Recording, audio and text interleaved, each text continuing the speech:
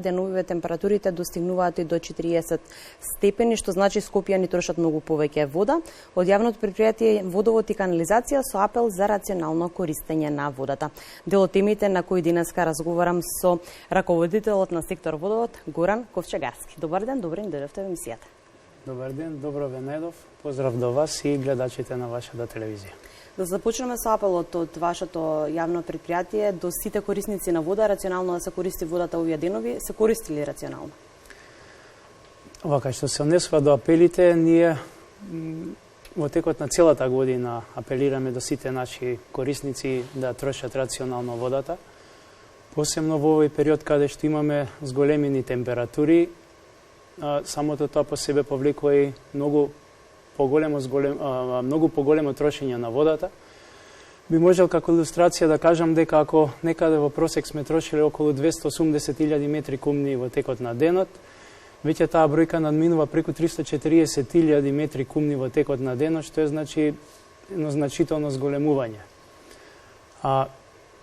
Како што спомнав, апелираме во секоја пригода, секогаш кога сме на медиуми, се со цел да оставиме доволна количина на вода во системот и сите корисници од нашиот систем да добијат квалитетно и навремено водоснабдување.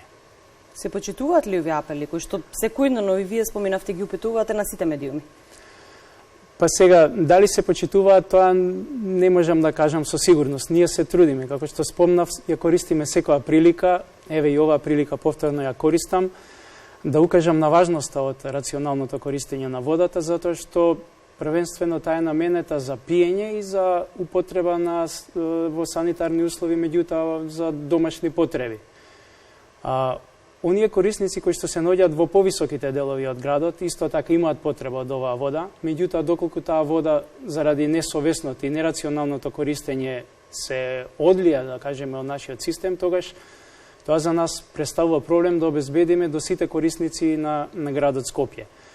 И вие спомнавте во најавата дека се користи вода за полевање на тревнати површини, за разладување на бетонски, асфалтни површини, полнење базени, наводнување на најчесто овој период. Наводнување на земјоделски површини и перење на возила и така натаму. Уште еднаш повторувам, значи водата е исклучиво за пиење и за санитарни потреби во домашни услови. Дали во овој период е зголемен бројот на дефекти на територија на град Скопје и како работите на терен со оглед препораките на владата? Па со самото тоа што имаме зголемена потрошувачка на вода, го оптеретуваме системот и тоа е причина да имаме појава на поголем број на дефекти, односно бројот на дефекти е зголемен.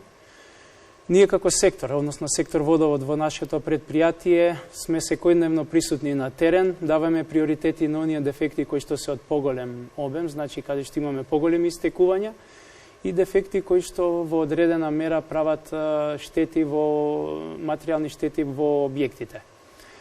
Во однос на препораките на владата, ние ги почитуваме истите. Во овој изминат период нашите работни активности започнуваат во 6 часот и 30 минути. Се трудиме колку што можеме побрзо да ги завршиме активностите, бидејќи сме, како што спомнавте, изложени на атмосферски влијанија и побрзо да можеме да се прибериме во пунктовите и да ги направиме подготовките веќе за наредниот ден, затоа што, како што спомнав, имаме навистина зголемен број на дефекти. Каде да пријавуваат дефекти нашите граѓани? Па дефекти може на повеќе начини да се пријавуваат. Ние имаме контакт центар каде што може значи на бројот 02 30 73 010 во дежурно-информативниот центар во нашето предпријатие да пријават. На веб страната исто така може да се пријават дефекти.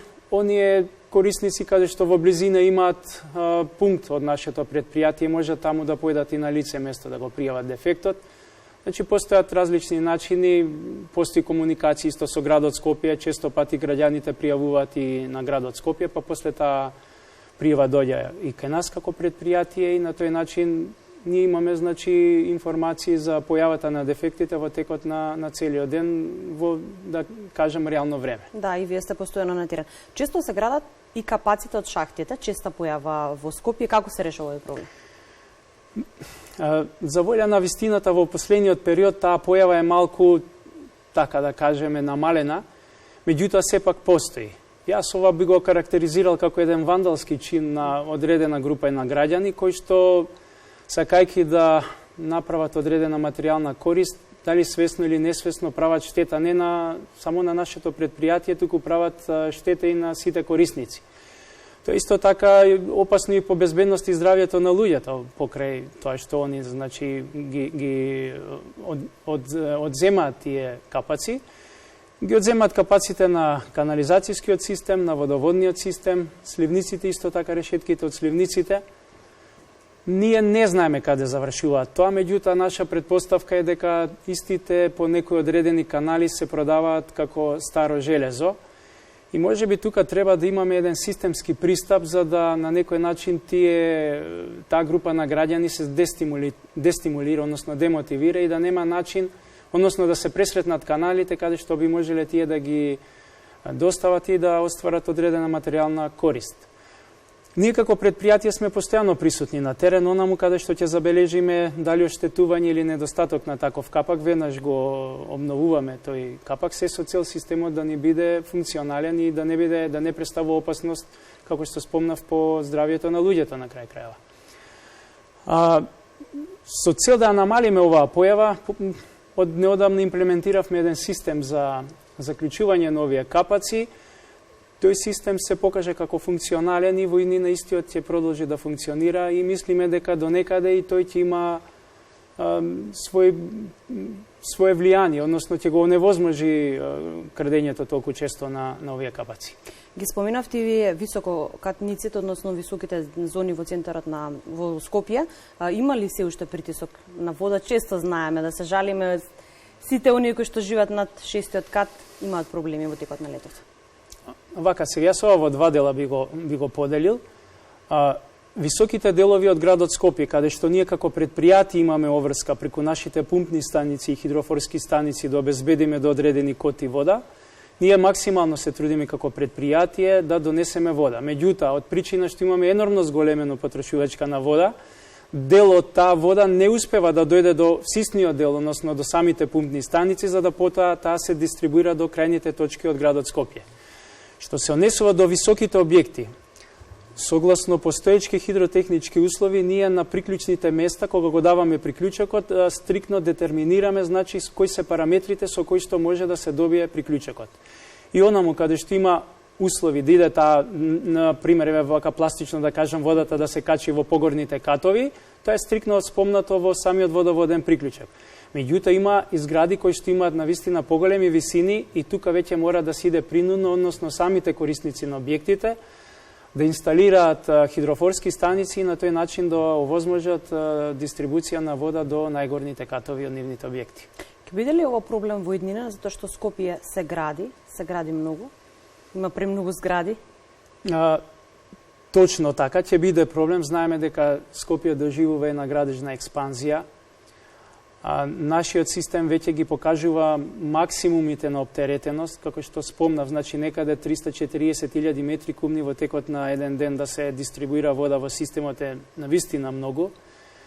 За наша волја и наша среќа, ова хидролошка година ни се погоди добро, значи извориштата, каптажите Рашче 1 и Рашче 2 се во добра кондиција, имаат добра издашност, и затоа може би на некој начин и успеваме и покрај големите температури со максимални напори да успееме колку што е може поголем дел од граѓаните да ги покриеме со квалитетна вода. Меѓутоа, постојат и хидролошки години каде што не е така голема издашноста на извориштата Рашче 1 и Рашче 2 и тоа може да представува значителен проблем. Треба плански да се гради, сите оние инвеститори да бидат во координација со техничкиот сектор од нашето предпријатие, да ги добијат сите информации во однос на хидротехничките параметри кои што можеме ние да ги исполниме во текот на нивните барања и согласно тоа некако и да се проектираат тие објекти и да се внимава. Да, како што иде времето, се потешко и потешко е да се снабдат објектите со квалитетна вода. Каква е состојбата со целосната водоводна мрежа во главниот град и има ли потреба од обновување на цевките? Состојбата е генерално добра, меѓутоа има потреба, точно. Има дел од цевките кои што се постари повеќе од 40 на години.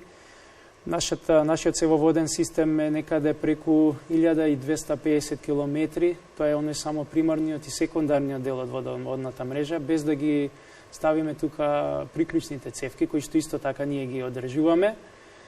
И ние секаде каде што имаме интензивна појава, значи со поголема фреквенција на дефекти, укажуваме на тоа, во соработка со колегите од технички сектор изготвуваме одредени проекти и правиме реконструкција на водоводната мрежа.